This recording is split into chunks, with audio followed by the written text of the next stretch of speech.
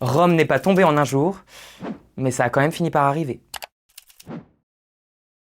Plus de 200 théories pour expliquer la chute de l'Empire romain. Les barbares, le plomb dans les canalisations, la décadence, le christianisme, l'État trop lent, trop gros, trop cher, les épidémies ou même le climat. Franchement, à ce stade, c'est moins une question historique qu'un test de Rorschach. Chaque époque voit dans Rome le miroir de ses propres angoisses. Ce qui est sûr, c'est que ça ne s'est pas passé un mardi matin. Les effondrements sont lents, multifactoriels et rarement spectaculaires depuis l'intérieur. Les Romains du 5e siècle ne se levaient pas en se disant « Tiens, on n'est pas en train de s'effondrer là ?» Pour notre hors-série Pourquoi les civilisations disparaissent, on a rencontré le grand Joseph Tainter, le grand théoricien de la collapsologie. Sa thèse, les empires meurent d'une overdose de complexité. Trop de couches, trop de bureaucratie, pas assez d'énergie pour se réinventer. Comme il le résume très bien dans l'entretien, il était devenu trop coûteux de tenter de sauver l'Empire romain. D'ailleurs, chute est peut-être le mauvais mot. Beaucoup d'historiens préfèrent parler de transition par exemple, ce qui est, selon l'angle où l'on se place, rassurant, ou encore plus inquiétant. C'est là qu'intervient la philosophie. Depuis des siècles, les grands auteurs tentent de comprendre comment s'écrit la destinée des civilisations, dans leur rapport au temps, à la nature, à la justice, dans la manière dont les sociétés se pensent elles-mêmes aussi. Décrypter ce phénomène, c'est aussi apprendre à lire les signaux